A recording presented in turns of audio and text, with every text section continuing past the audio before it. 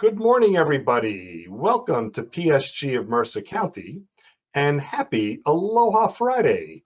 And today, of course, as every Friday, I do wear my Aloha shirt, and you're welcome to wear your colorful and floral shirts on a Friday or any day of the week, I guess, but I like to celebrate Aloha Friday. And in addition to Aloha Friday, in honor of Alex, the day worked out very well, coincidentally. Today is National Hamburger Day. And I happen to know that hamburgers are Alex's favorite lunch, and he goes to his favorite restaurant in Princeton and has hamburgers when he can. I've had a hamburger or two with Alex before. So if you wish to celebrate National Hamburger Day or toast Alex's program a little later, you can have a hamburger. So welcome to PSG of Mercer County. The professional service group of Mercer County, of course, is here for you, anybody that is in any kind of career transition. It doesn't really matter what was the circumstance behind your career transition. Could have been some reorganization with your former company. That happened to me twice in my career. Maybe you've decided that you need to take time to work or help with your family. You have a personal issue at home that you want to address, and that's fine. Or it's just time to make a change in your career. It's your own decision. We are here to provide information, a little bit of guidance, lots of resources to help you be that much more efficient and effective in your own job search. Among the resources we have, and we remind you every week, we do have our LinkedIn group with over 1,660 members. They are all people that have attended our in-person or now virtual groups at least once. They are all job seekers or have been. So it's nice by having a group of like-minded people is that if you ever reach out to any of them, and you can reach out to any of our members once you are in our LinkedIn group, you can access any of those members directly, even if they're not first-degree connections. But what's nice is there's a good chance that they will contact you back, that they will reply to you because they understand the importance of job search in the context of your question. So please look in LinkedIn in the group section for our group, PSG of Mercer County. Press the join button, and I will be monitoring that probably once a week is what I usually do.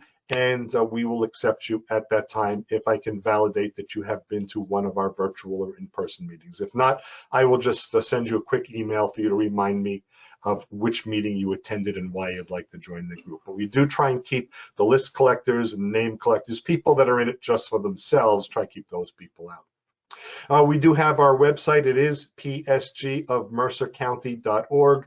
psgofmercercounty.org. It's all one word. It's over 120 pages. That's 120 pages of web content. One of the pages is our open jobs page. And there are several new postings this week. There are 3 part-time positions from the Princeton Public Library, so you may want to take a look at that. And then also there's a networking group that I belong to for not-for-profit organizations. They just put out a list of openings throughout Trenton in the not-for-profit sector, or mostly.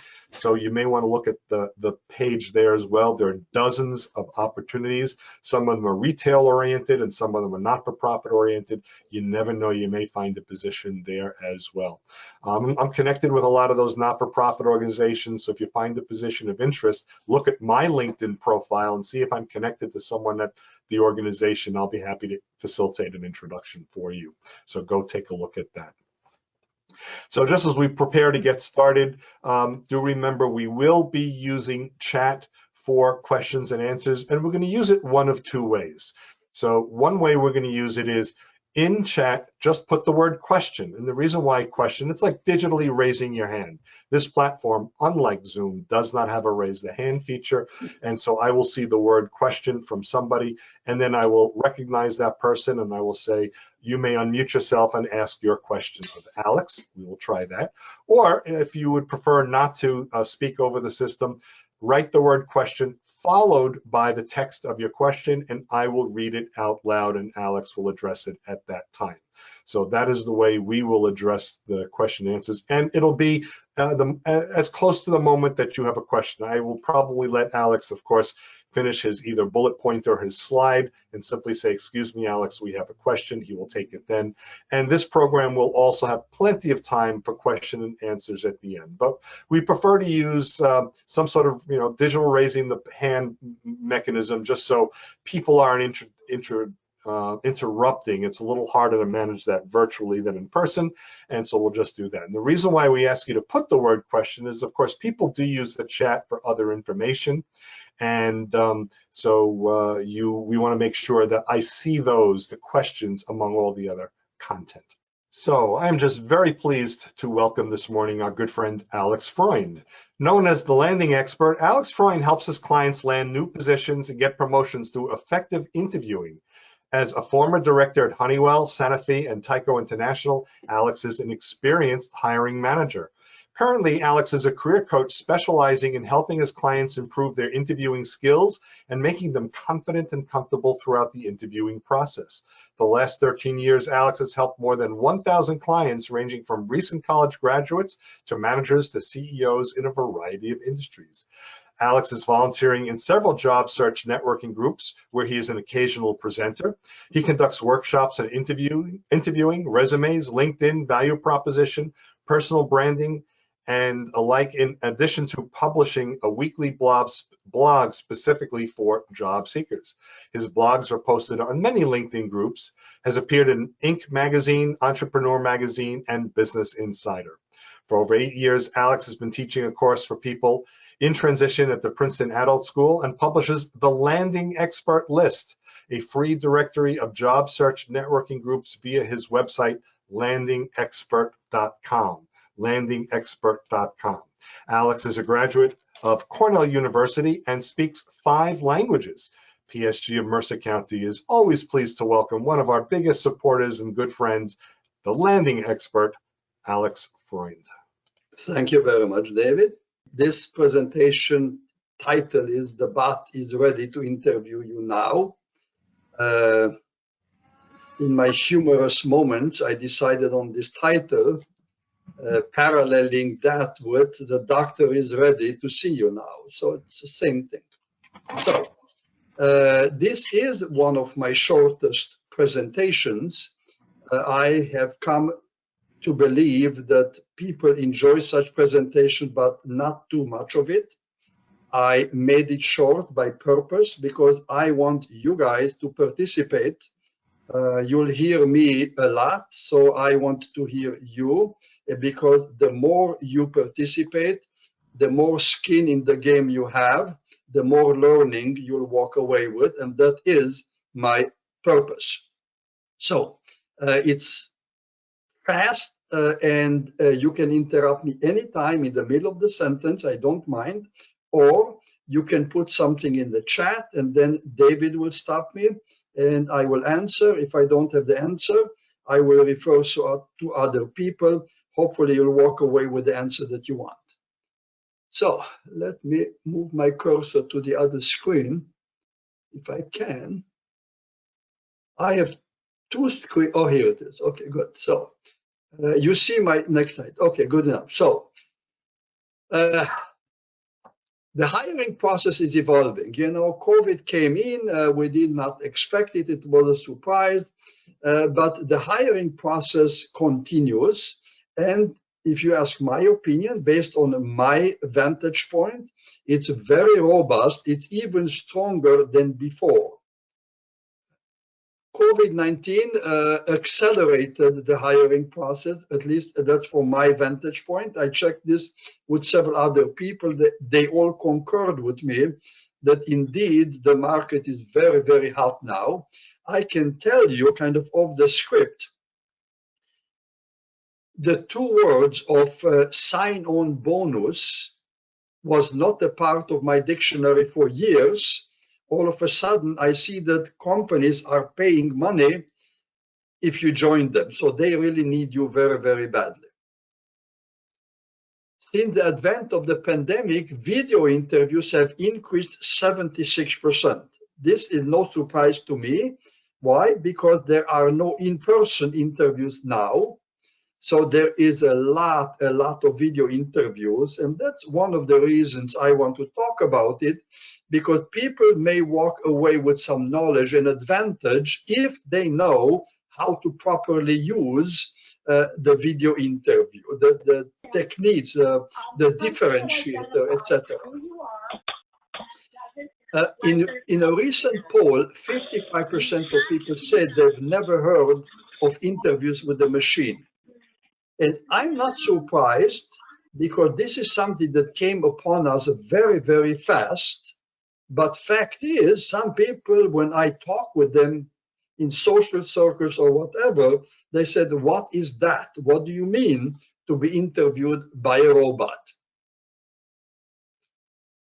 1/3 of Fortune 500 companies are using AVI, and AVI is a term used for asynchronous video interview.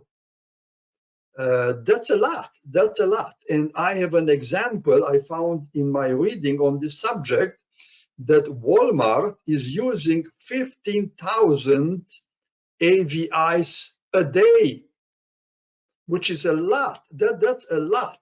But I looked up Walmart and I found out that Walmart is right now employing 2,200,000 people. So yes, they have lots and lots of stores, and they needed to simplify the process because they just could not handle all the applicants. And recently I worked with a lady in this area, and she told me that actually applying for Johnson & Johnson, she was asked to go through this interviewing with the bot. So I am not surprised if more and more and more companies will not embrace this and use this, because this system of using the interview with the bot is a system of sifting and kicking out people that they do not consider worth their time to go through the interview process. And again, there is lots of job applicants with pent-up demand to filling the job. Companies need people right now. Because of the pandemic, many companies closed doors and now they're reopening. Many companies sent a large portion of the people home. Now they want them back. So there is a lot of activity out there right now to get people coming back to work. And of course, Plato said, necessity is a mother of inventions. And this is what the HR and the industry has done. They needed to find a solution to their problem of this avalanche of applicants trying to get in and get an interview. So the answer was automation. And it was, again, another screening tool. I would call it another valve that an applicant has to go through in order to get really to be considered. So, and as I said earlier, the AVI, the asynchronous video interview, became the solution to their problem. And I will show you here several steps which you are aware of. In order to get a job, you have to go through several steps. So the AVI was just introduced as just one more step before you get either the acceptance and an offer letter or a rejection. I want to go quickly step by step. What are the processes? So you will have a little more knowledge about the specifics of this process. So again, once you pass successfully to the employer's applicant tracking system, you remember that? At one time, we did not know what is this ATS, what does it mean? The applicant tracking system is basically an app, it's a software that evaluates the quality of your candidacy based on some predetermined criteria. And if you pass that, then somebody will talk to you. In my reading, I found out that 72% of applications are never seen by a human. So this is just another filter put in there. So, yeah. So here is, I found online a screen that basically interprets what is really happening at the company's end. People record their different length video based on the requirement to interview with the bot. and then it's accumulated in a database. These videos are available to some pre-designated people that are on the team that evaluate the applicants. I see here the picture of this gentleman called John Peterson. He is responding to a question. On the right-hand side, you can see that he was given 3 stars or 4 stars, and the other people don't have any stars, so I suspect they haven't been reviewed and rated yet. I suspect the team is evaluating these, and if you have 5 stars, you may be given some consideration. If you have 1, 2, or 3 stars, it's likely nobody will get to you. When I reviewed this, I asked myself, okay, so you are interviewing for a duration, and the question is, how many seconds will they give to evaluate your recorded video? I read somewhere that a resume reviewed by a recruiter is given 6 to 10 seconds to make a decision whether to cancel your candidacy or to continue reading and so forth. My estimate is that they will not give you way longer than 6 to 10 seconds. They will review it, they will make some impression, and quickly they give you a few stars and they will move on. Again, the avalanche of applications is so large, they cannot spend the whole day listening to you answering to 8 or 12 or whatever questions. And I found here there is a company called HireVue. Supposedly, they are the leader in this business. I found other names like Spark Hire, Take the Interview, Async Interview, and many others that are known in this field. So they rate you on various things, and it's too small for me to read and see what it is, but they have some rating, and if you have high ranking, you will be considered. Alex? Yes? Is there an artificial intelligence that's creating the ranking, or is there a person who's doing the 6 to 10 second screening? No, I will talk a little later about the part of the artificial intelligence as a part of the system. Thank you. And we can talk about it, but I think that's the interesting part. How does that artificial intelligence impact your candidacy? Thank you. Okay, so the interview lasts anywhere for 20 minutes to an hour. And the candidate is given 1 to 3 minutes to prepare a response. And then you push the button record, and you talk into your computer, into the camera, and then it stops after 2 minutes or 3 minutes. They decide.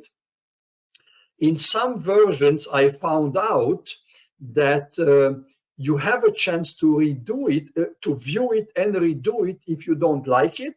In some situation, you don't have the chance. And if you don't do very well, too bad, you move to the next one. And you go from question to question to question, and that's the way it goes. The highest ranked candidates are invited for a live video interview.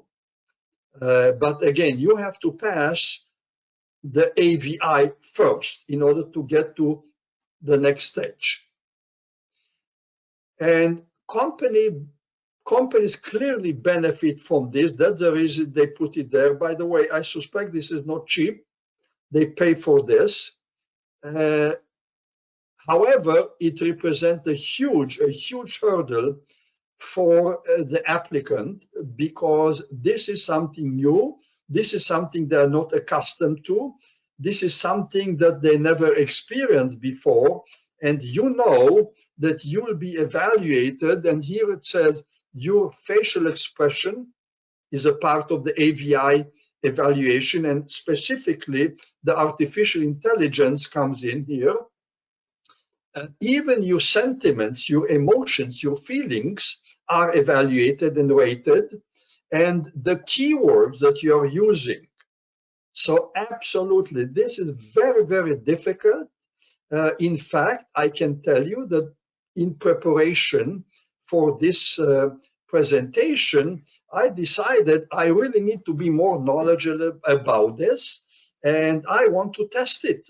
I'm much more competent and knowledgeable if I actually do such a AVI test, and I did it. And I can tell you I've been doing this for the last 15 years to help my clients. And so I'm very familiar with the process. I want to tell you, my heartbeat was elevated. All of a sudden, I am sitting in the hot seat. All of a sudden, they ask me the questions. And typically, I am the one questioning my clients the questions. It was not a pleasant experience knowing that everything the camera is recording will be evaluated and compared to others, and I will be rated. So I want to tell you that once I did it, I received a 6-page printout, everything about what I did, and I was evaluated. The overall rating, I don't know if you can see it here, I am in the 61 percentile, which is the average is up between 41 to 60, above average is 61 to 80. So I kind of just passed barely to above average. That was the overall rating. However, I was evaluated on 6 different areas. One was my eye contact, and I received 96 percentile. Again, 96 percentile as compared to other applicants in their database. Head engagement, I don't know what that is, but I suspect head engagement is, are you moving your head while the camera is recording? I received 65%. Speaking rate, I received 60%. Filler words, 7%. Smile evaluation, I did very well because I received 100%, but I knew that I'm going to be recorded and evaluated on a smile. So I kind of by purpose force myself to smile as much as I can. And the tone of voice, I received 37%. Now, a little more details about it. I can tell you the speaking rate was 127 words per minute.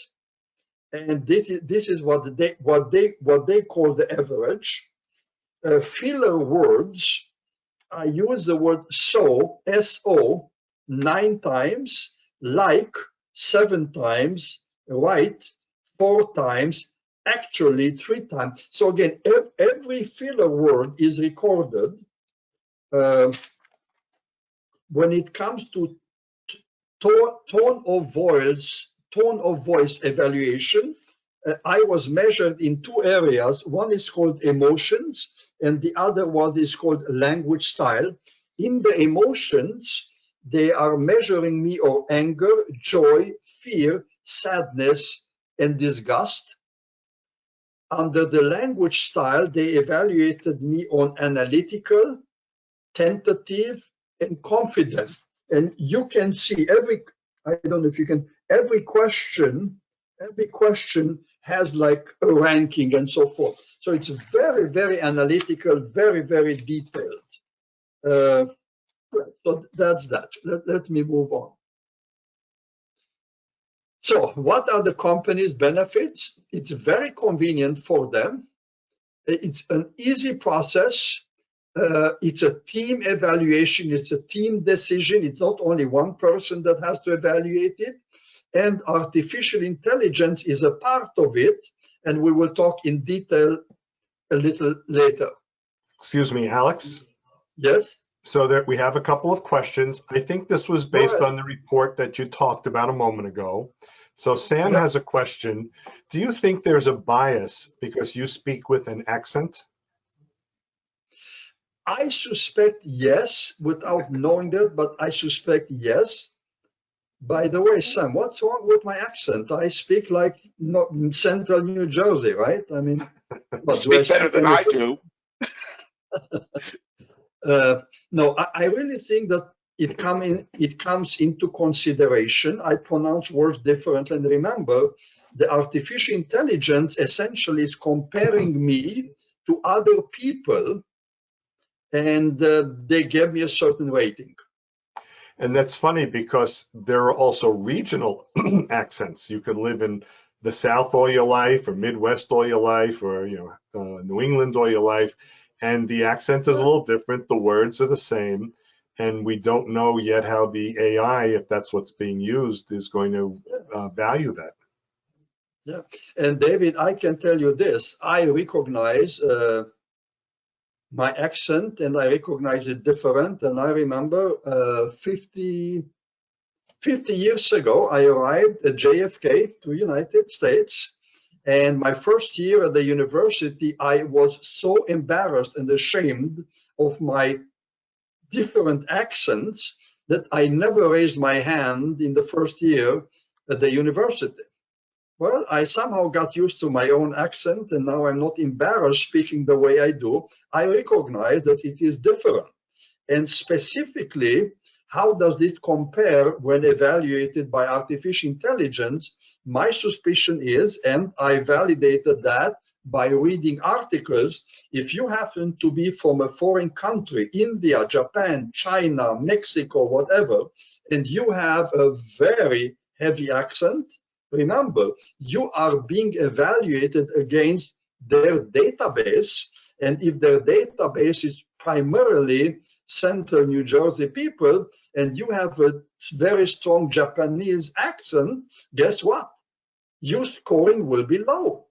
That's my conclusion. Again, artificial intelligence doesn't have the human intelligence. It just takes some numbers and compares it to other numbers and provides some sort of comparison. That's it. Thank you. There's one more question. And also there were some answers in chat, but there's one more question. Is there a way to practice bot interviews before doing the actual thing? Yes, I will come to that in a minute. Okay. So remember, folks, if you have a question, just write the word question in chat, or write the word question followed by a question, because I look for the word question. It helps your question stand out. I don't want to miss it. But thanks, Alex. Let's move along. Okay, so again, AVS simplified the scheduling.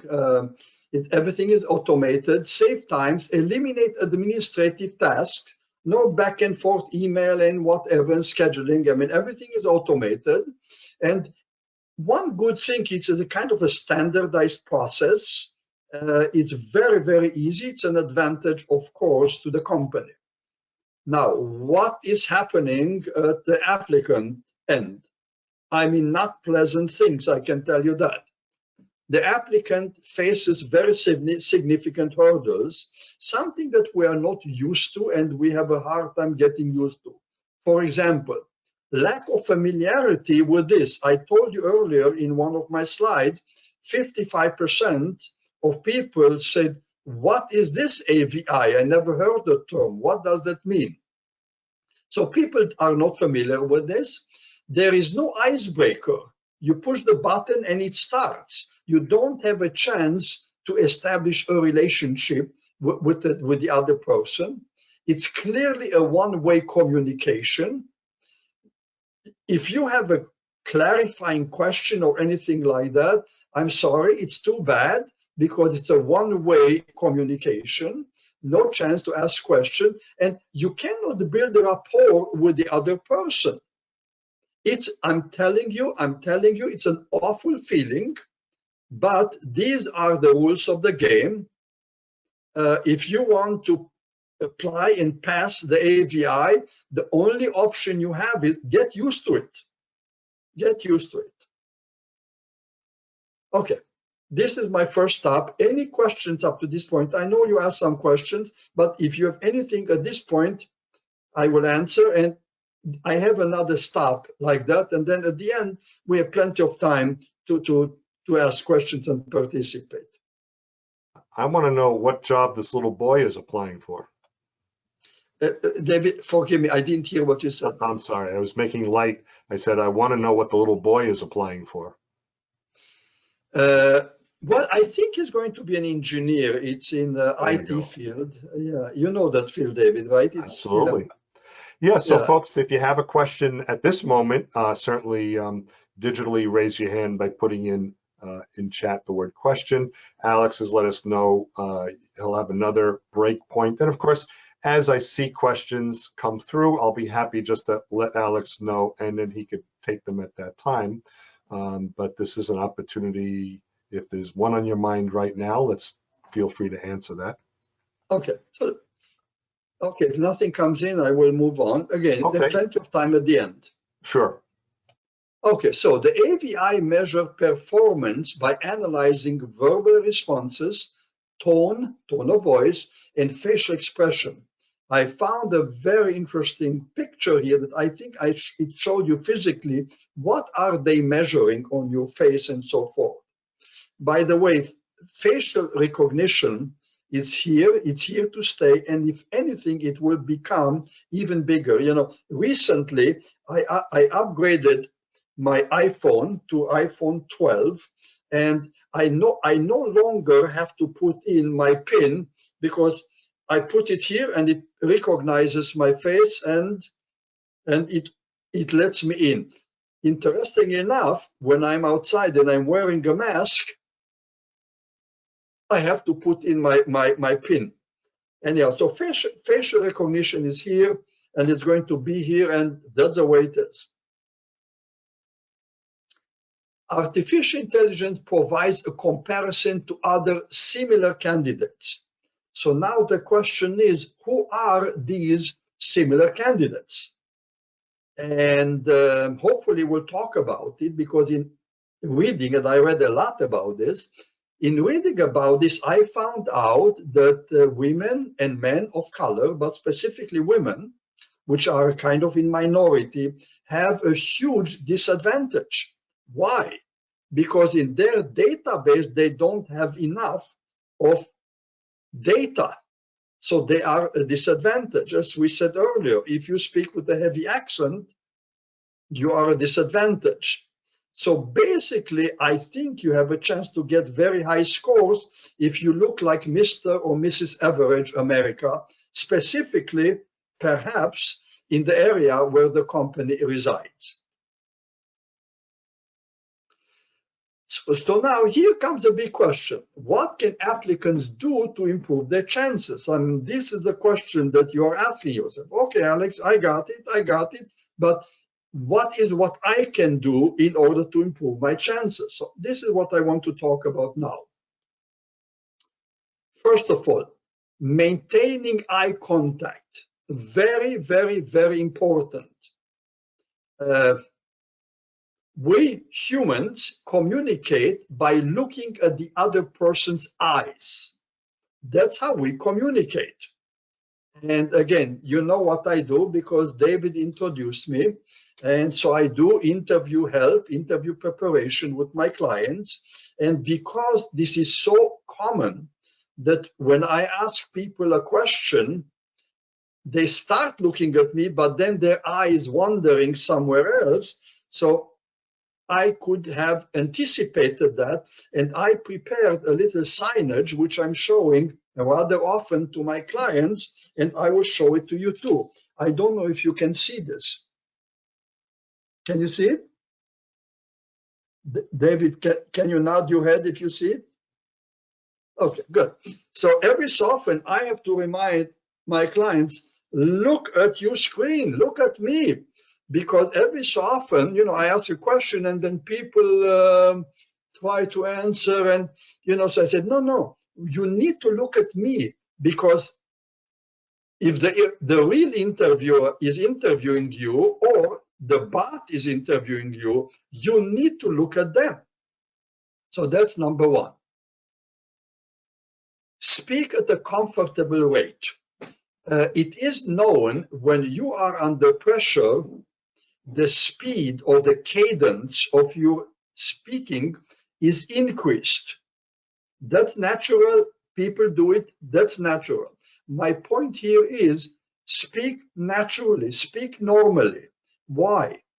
If you speak fast, perhaps the bot or the interviewer will not get it. Who is at the losing end here? It's you. So my point is, remember to slow down the way you speak so you're very well understood. Also, there is a quality issue here, that because you are not 4 feet from the person sitting the other side of the conference room desk, perhaps the quality of your voice is not the right one. So definitely they will not understand what you say, not to your advantage.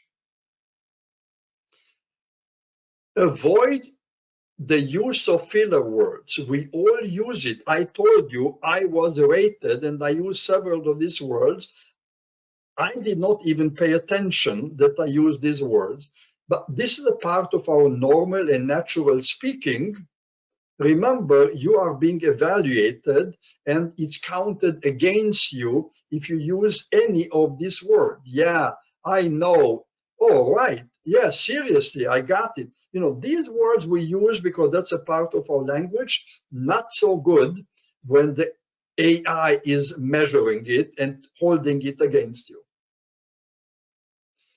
Here I give you an example. This is what I use. It says, use an online interview practice software called Interview Focus to practice and get instant written feedback. I showed you the feedback. It's $45. I'm sure you can find others. I'm sure there are some that are more expensive or less expensive, but my opinion is start using this. You know why? If you don't get feedback, how can you be aware of whether you are good or bad at interviewing with the bot? At least if you get some written feedback, you know the area that you're good, but more importantly, you know areas that you need to pay attention and improve.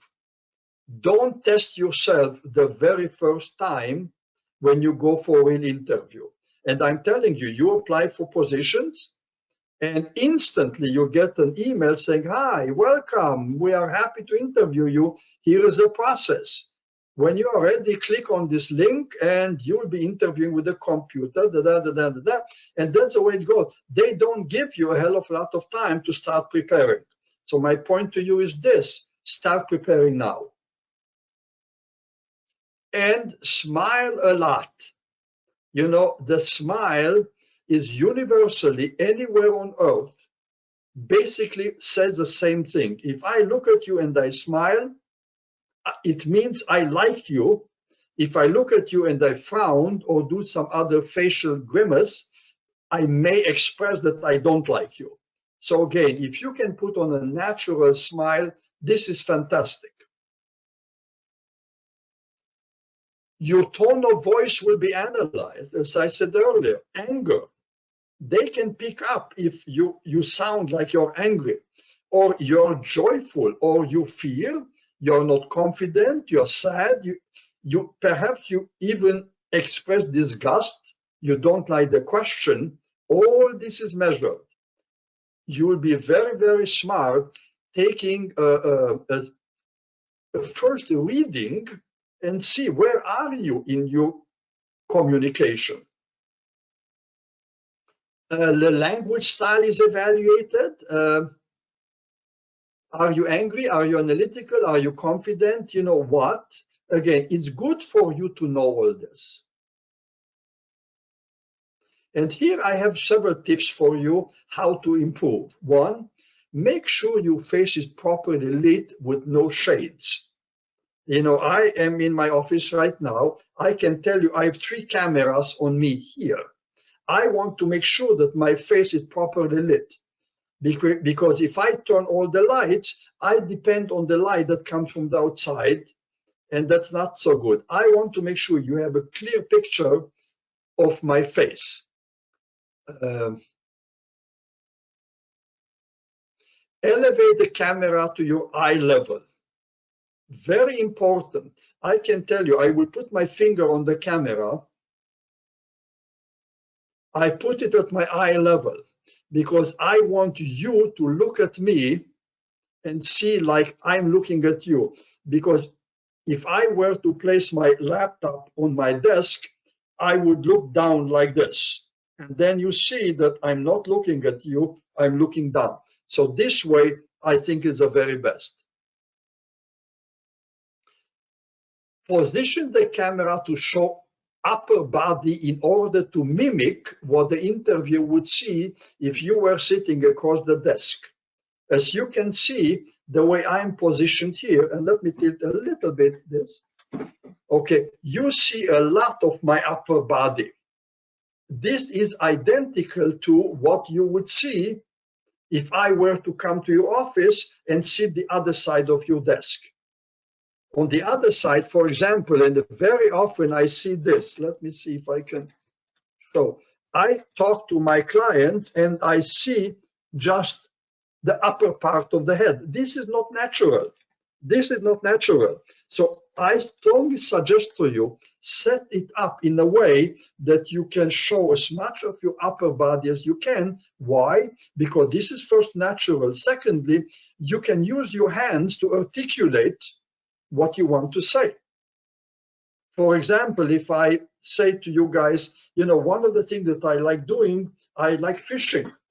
And, recently I caught a big fish, but also I caught a little one too.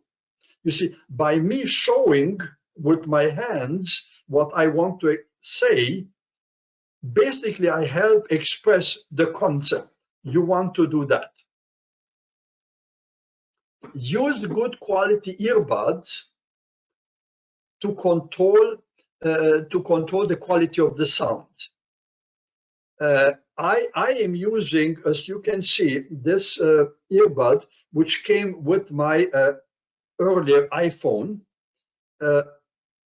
Typically, people say it's a good quality. I'm not sure if it's superior, but it's reasonably good. And it gives me the opportunity to move. I can move back and to the side and so forth. The quality of my voice is always the same. If you don't have something like that, then you really depend 100% on the microphone built into your computer. I've seen those that have outstanding quality. I've seen those that the quality was very poor. Not only that, if you depend on the computer microphone, if you go further back, the quality decreases. So I strongly suggest for $15, you can get yourself something like this that will assure you that you have good quality. I also want to mention that sometimes I work with some of my clients that they purchased different types of headsets. Some of them are rather large, and when I see them on my screen, in my own mind, and I don't tell this to them, but in my own mind, I'm asking, how did they get here? Is this from Jupiter, Mars, the moon, or they seem a kind of having a very large headset. I don't know. It gives me the feeling, I don't know. I don't want to say anything bad, so let me move on. Excuse me, Alex. Please go ahead. There's one question about, since you were talking about the virtual experience, what about a person's background? Okay, good. That's a good question, David. Whoever asked this should get 3 stars. Good question. Okay, the background is very, very important. Why? Because you will be remembered visually way longer than auditory. I interviewed in my career many people. And let me tell you what the process is. I interview 3, 4, 5, 7 people. I go through the process. At the end of the process, I have on my desk 5 or 7 resumes, and I need to make a final decision. I can tell you this. If I interviewed you 18 days ago, the likelihood that I remember how you answer question number 6 is that I don't remember that. but I can tell you what I will remember. I will remember you, the way you look like, your hairstyle, the color of your clothing, the impression you made on me. I will remember whether you smiled or not, and I will remember you visually what is in your background. If you have in the background something very eye attractive, as much as I would like to look at you, my eye wanders to the left or to the right because I cannot focus on you only. Now, in order for me to force you to look at me, I purchase this background, and I can show you here what I have. You see, I'm hanging this from the ceiling. As you can see, there is a lamp there, and there is also this fire alarm, and I just put a hook on it. And as you can see, the size of this, let me see, it's about 5 by 6, 6 feet by 5, and I position it as such that it is here in my background, and this way I block. If I were to remove this, behind it I have a desk, I have a computer, I have papers, I have books, I have other stuff. I don't want to give you the opportunity to remember my computer and my books. I want you to look at me and me only, and I want you to remember that. So I block this. I bought it in New York. People ask me. I bought it probably 5 or more years ago. There is a photo company. It's called B&H Photo. I remember it's on 6th Avenue. I think it's 41st, 42nd Street. But you can look them up. I bought a used one because I didn't want to buy a new one. I got a discount. But again, strongly suggest that you create something for yourself.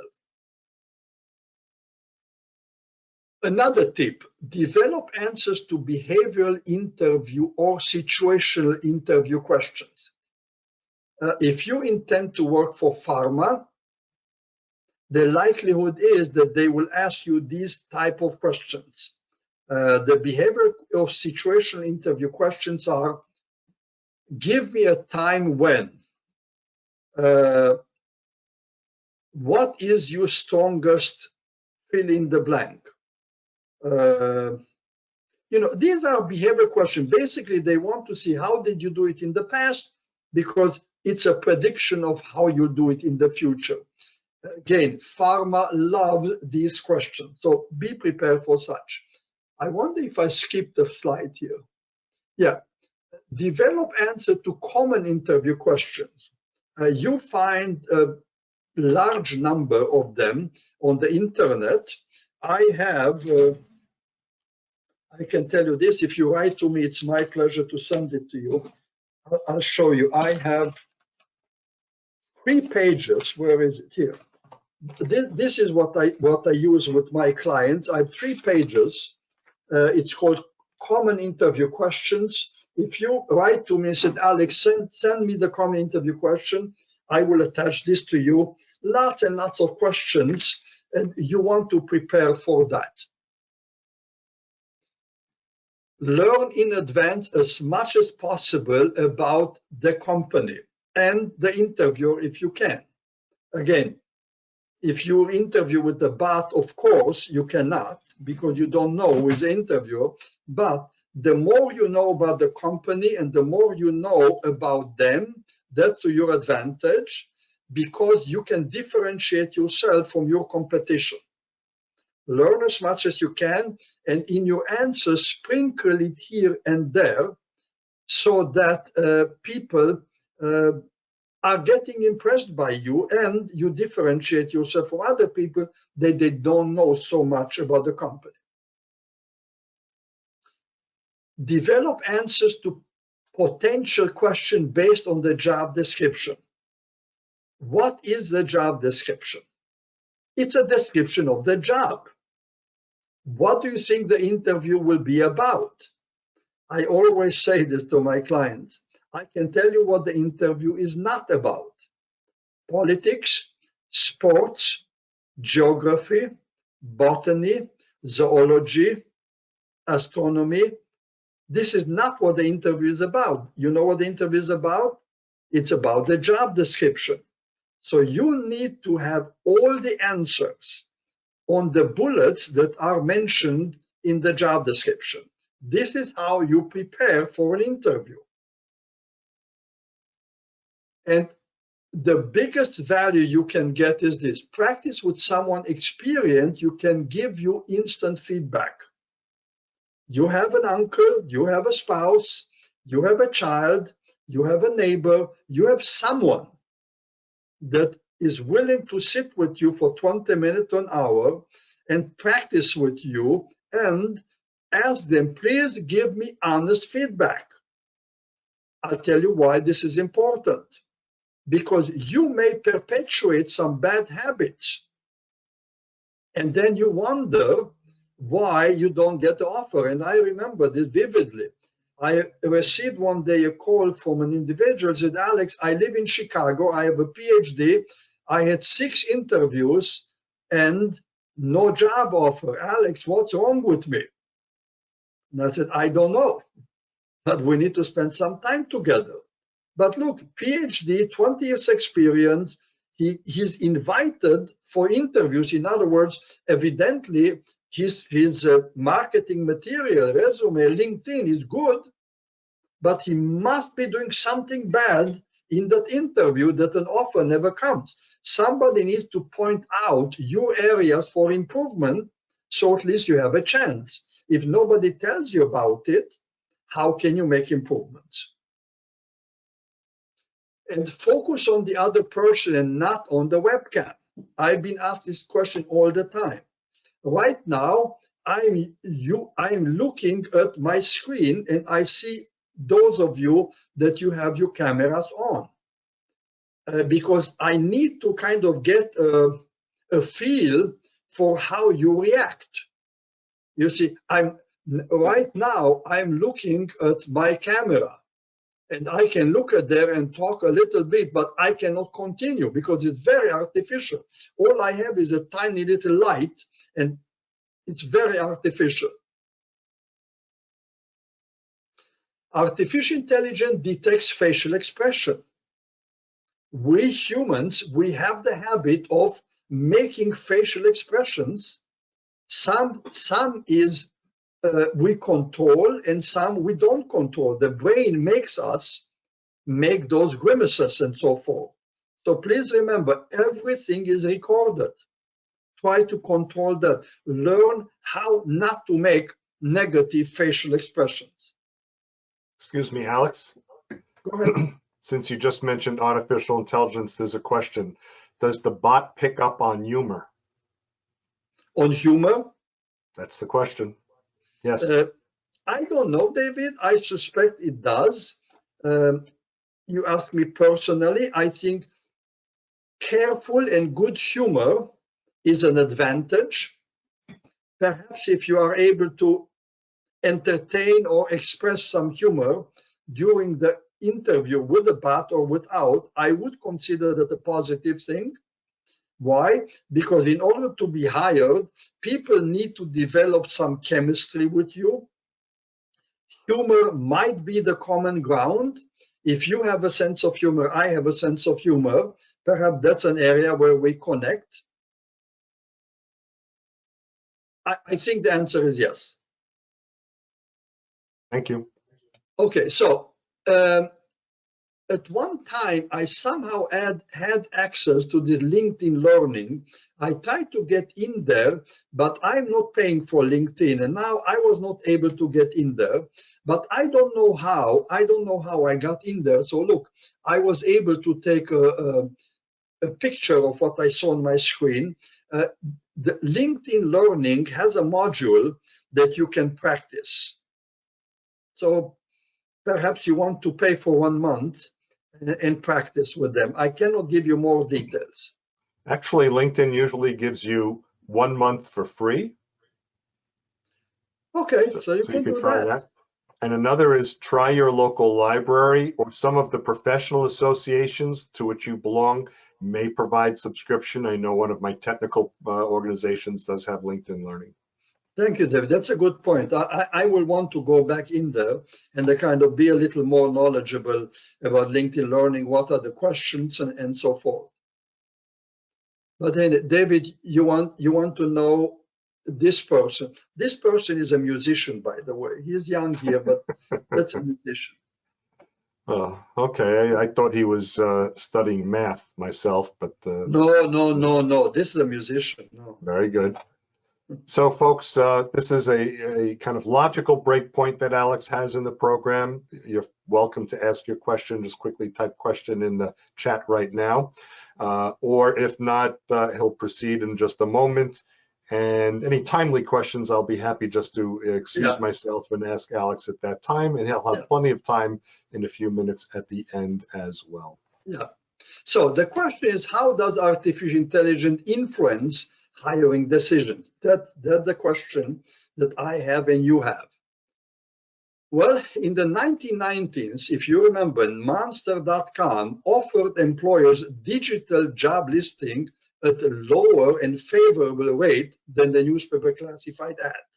And this was a very beginning that we started using Monster.com and many others, and they make application today very easy. You go on LinkedIn, you find the position that you like, it says apply, you fill out some information and you send it on. So what does that mean at the recipient end? They get thousands of applicants. They cannot deal with it. And that's the reason they put the filter in addition to the ATS to block all those many thousands of applicants. Again, the average of application led to applicant tracking system, which basically is a filter filtering out those people that don't have the evident qualifications. I read that the applicant tracking system helps recruiters select and focus on active versus passive job candidates. Active job candidates are people in transition. They're active, they're looking. Passive job candidates are people that have employment, but if approached for the right promotion or moving elsewhere, they're willing to do. And I found out that recruiters, in fact, focus 2/3 of their time looking for people who are employed, passive applicants, and only 1/3 of their time is finding people who are not working right now. So artificial intelligence technology vendors build predictive tools for scoring and ranking applicants. This is a big word, predictive tools. They paid big bucks to try to anticipate and predict, in this case, the performance of an individual once they're hired. That's a very interesting area, by the way. I had in the past a wonderful client he's a Columbia PhD, and he worked for academia in an office where he had to provide the leadership of that university some prediction about the number of applicants for the coming year. So I asked him, why is this important? He laughed at me, said, Alex, everything is based on the budget. The dean of the school, the top echelon of the university, they need to have a budgetary number predicting the income, and based on that income, they know if they could hire more professors, if they could expand their dining area, and so forth. So, for leaders in academia, it's absolutely very important to have some predictions of what will happen next year. And they use artificial intelligence to make some predictions. Very interesting. And evidently, this is also used in predicting your performance if they hire you. Very interesting. And They are like Google search engine. Everybody's using Google nowadays. If you put in 1, 2, or 3 words in Google, you get a display of what Google's artificial intelligence correlates to the words that you query. The same thing applies if you happen to watch Netflix. Then if you are watching romance or drama or whatever, next time you open Netflix, what they will feature for you is that what you watched last night. Okay, same thing is with Alexa. You can ask questions and Alexa will answer something, making a prediction based on what they know about you. So this is what artificial intelligence does in this case. So in conclusion, most hiring decisions are still made during the live interview, but as I said earlier, to get to the live interview, you need to go to the applicant tracking system, you need to go to the AVI, and hopefully, if all this works out well, you will be invited in person, and then they will make a decision. So I think this is my last slide. I want to put up my contact information. David, in about 2 minutes, we can take this off. And then I am open for questions if you have them. Thank you, Alex. Yeah, there's one question. Does putting your hands to your face negatively rate negatively with a bot? Absolutely, absolutely. And I want to tell you, this is one of my comments to many of my clients. I remember the days before COVID when I still saw people in my office. So there was a woman sitting here, and she was talking at about three times a minute. She was fixing her hair, and I caught on to that, and I said, "Can you do me a favor? Just can you hold for a second my pen?" And she said, "Sure." So she grabbed the pen, and she was holding in her hand, and we kept talking. 20 seconds later, "Oh, now I know why you gave the pen to hold." Okay, so this woman had this habit constantly to fix her hair. She did not pay attention to the fact that this is very distracting. Other people,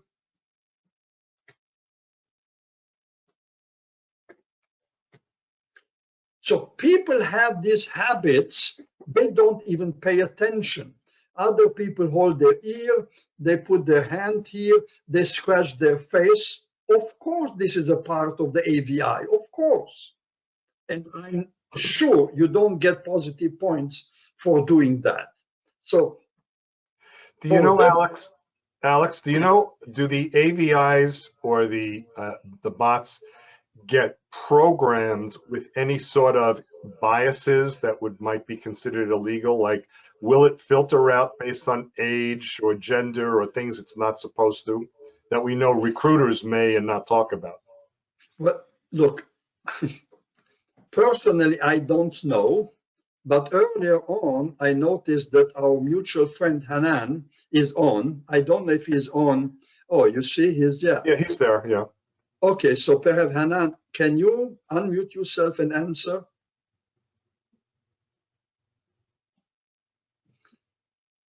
I don't know. He evidently is not. He's not listening. Okay. I think I got it. Yep, you do. Hi. Hey, how are you all? What's up, Alex? Well, there is a question. David, can you repeat the question for Hanan? So, you know, we're talking about the AI or artificial intelligence that some of these bots have. Can they be programmed to screen against anything that may be considered illegal? For instance, we're not looking for old people, or we're not looking for gender, or you know, people have those biases. It's easy to hide it. I'm wondering if the AIs can be programmed that way. Well, I cannot speak to the technical piece, but it just is a practical matter. And I just put this question into the chat, David, for Alex. I said, isn't the bot process vulnerable to job bias in a way that it will be hard to detect based on gender, color, age, I'll throw in disability, even weight? From a discrimination lawyer's perspective, this is a nightmare. Hanan, I want to be politically correct, and here's my answer. This is a legal question. You need to consult a lawyer for that. Yeah, so it's like no, I don't. I don't know. I suspect you're right. That's a very good question. This is a case of physician heal thyself, because Hanan is an employment law attorney, and I did not know that you were the one asking the question because it popped up without a name. Well, it's at the bottom. I keep hitting return because I don't remember that kicks you to the next thing. No, that's fine. Oh, I see. Yeah, because normally each person has a name on their little window, their face. Yours is not programmed that way. Yes, certainly what we learned with applicant tracking systems is that the local HR department in the company puts in the criteria by which they filter. And so the challenge we have using applicant tracking system is, how is it programmed? Well, it doesn't matter. It's how it's implemented at the local office. And so I guess the question is, can the AIs be programmed similarly? I've got to believe, you can program a computer to do anything, but if you put in something that's blatant, it's not, I would be polite, it's not a good practice. Yeah, I'm just going to add one point, Alex, which is, there's no doubt in my mind, based on the information you gave as to the number of companies that are using this technique at a huge rate, somebody is going to make this exact bias claim. It's going to happen. So we just don't know what the courts will do, what the proofs will be, what experts will be called upon, but it's going to happen. I could just chime in. Hi, Hanan, it's Maria. How are you? Yeah, hi, Maria. Of course, a person of peace. How are you? I'm good, fella. How are you? Pretty good. I just finished a course on equity, diversity, and inclusion at the workplace. And one of the things we talked about was the unconscious bias in the applicant tracking system. People that build it, it's just an unconscious bias, and you have to be really aware of it. Jeff, I'll go extra with HireVue. I interviewed one of the founders many years ago. One of the things in their model is they compare answers with those of existing employees. They compare answers with those who've been successful with the firm. And thus there's a reinforcing loop that may unintentionally, it's not an intentional bias, but it reinforces previous hiring decisions that have been successful, which may involve gender, race, and a variety of other criteria. So it's not directly a bias, but it exists as well. That's similar to the point that Alex was mentioning early on, the lack of data of certain individuals. If a database has a lot of Caucasian men from the Northeast, then it may not be able to recognize nuances in speech patterns or facial patterns based on other factors. So it's a built-in bias based on lack of information. So excuse me. So then basically, Jeff, what you're I was just saying for that specific firm, they have the data. So it's not that they're comparing J&J in New Jersey with the University of California, LA. They're just doing the J&J hires. So, but Jeff, what I was trying to get in was, if then based on what you're saying, if a company is primarily made up of younger people are going to answer the same questions in maybe different ways based on their experience. So if you're an older person, you're not going to fit the company model, so to speak, because you may wind up, looking at things in a generational kind of way. I can add to that, look, I worked many years in corporate America, and I suspect the process was that somebody in HR decided to get involved with AVI, and basically they buy the package, but the company itself decides how many questions they will ask, what are the questions, and I've no doubt in my mind at one point they checked with the legal department if these questions are proper, and the legal department probably had an input how appropriate and how safe and what is the risk using AVI in the decision making. So I'm certain at one point or another the corporate lawyers had a say about this. Right. But Alex, the problem there is when you're dealing with things like smile rate or grimace or accent or whatever, it becomes really hard to lay it out. I think what frankly could happen, somebody's going to sue because they always sue. They're going to come up with some reason. And when they find out that this system was in use, is going to explode this thing into discovery. Who manufactured it? What were the variables? What were the things that were used to determine, and then what did they do? I mean, I think it's vulnerable to a challenge. That's all I'm saying. Yeah. Correct. Absolutely. Great input. Thank you, everyone. Any other questions to Alex about his program? Just please alert us through the chat. We still have over 50 people, so we want to minimize interruptions that can occur by opening mics. And of course, we are going to keep this session open once the formality of the meeting is over. It'll be like hanging around the community room at the library again, so we'll be able to hang out, and then without the constraint of using the chat. By the way, I will be saving the chat. I will be publishing that later this afternoon, along with the link to the video. And of course, the other place you can get the link to the video on the PSG of Mercer County website. The right side of every page, there's a link to YouTube. It's an icon of YouTube, and that goes to our YouTube channel. There are over 50 videos there. Almost all of our presenters have allowed us to preserve the programs through video, so you can go back. You'll be able to watch this again. And Alex did, of course, post his contact information, so thank you for doing that, Alex. So if you wish to contact Alex again directly, you can do that as well. Alex is one of the most accessible people in job seeker support, so thank you for your generosity that way. My pleasure. If people want the common interview questions, I'm more than happy to share. No reason why not to. Email me, said Alex, send me the common interview question and I'll do it instantly. So there's a question, is this session also available on your website? Not yet. I mean, the recording is still going on now.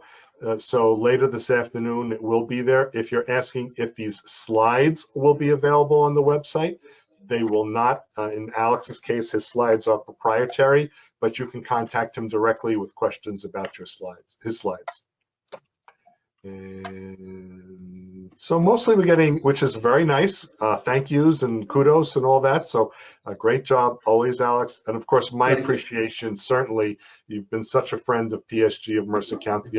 I have absolutely lost count of how many times you've presented, and it preceded my involvement with the group as well. So thank you for being such a good friend of the group. My pleasure. So good. Oh, there is, let's see, one more question from Michelle. Alex, do you have any suggestions for people trying to network during the pandemic? Do I have a suggestion how to network during the pandemic? That's a question. Yes. Okay. Well, networking is something that you don't do only before, middle, or after pandemic. You network all the time. And networking is not asking for a job. Networking is creating and developing relationship.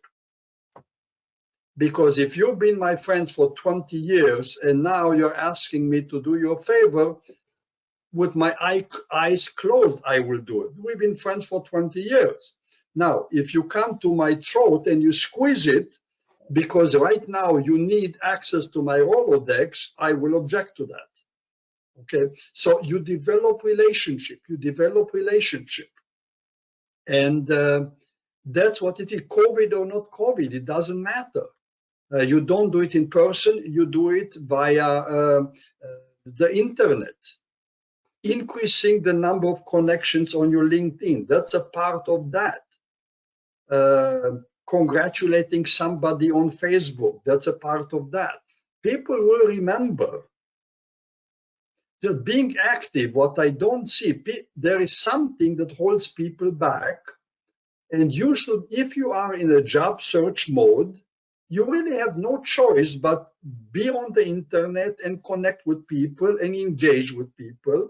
Because, you know, every time you give and every time you are there, they will remember that and they will reciprocate.